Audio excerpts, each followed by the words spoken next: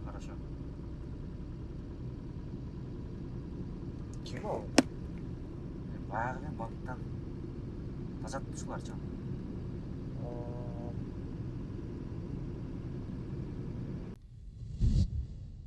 Assalamualaikum. Алейкум ассалам, кандай жигит, жакшыбы? Жакшы эмесми? Иштер кандай болот, жакшыбы? Жөн эле күндө. Эй, чай эле. Былтыркы практикага барган жериңе барып келишиң керек болот.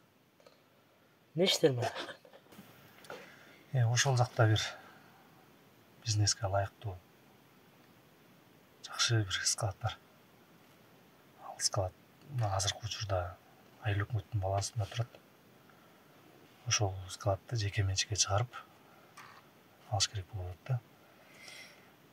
Мындай айтканда сатып алды кылып эле алыш керек да, бирдеке кылыпчы.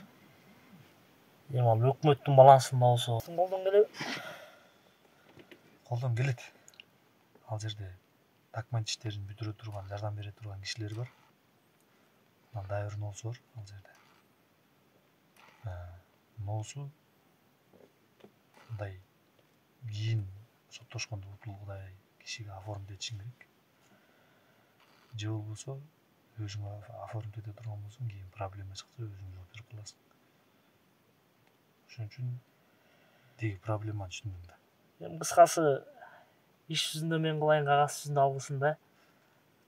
Мына сөздүн ачыгы ушул да. Эми биз ал жака миллион сомдук склад үчүн жөн барбайбыз да. Ал маселени чечебиз да. Чечебиз. Бул азырынча $1000 задатак.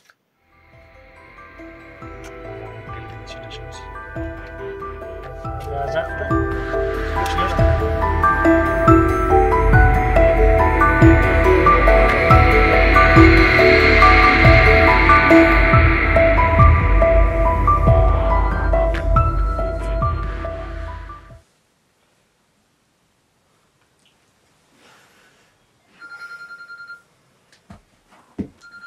Kim alıyor alp koyuyorsun?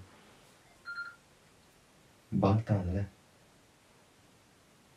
Vasat ettin. Magazindeki daha 10.000 bolup ketти bile. Ошону айтабыз. Ушу братан каршы жаман коюп кетти. Ушул жуманын аягына чейин банкты жаппасак, машина калтырып кетебиз. Жигиттер, Акча табып болду. акча керек да, турабы? Эми чындап эле акча керек да. Менде бир сунуш бар. Азыр өкмөттүн балансында бир иштетилбеген склад бар. Ал склад алам дегендер аз толтура да, иштетем дегендер. Ошондо биз кандай пайда көрөбүз?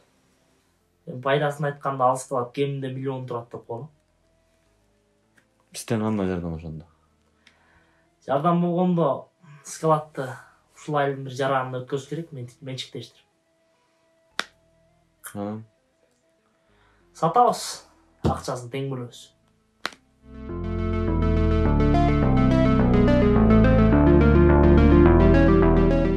Болгон жигиттер документ иштерине бир аз акча керек.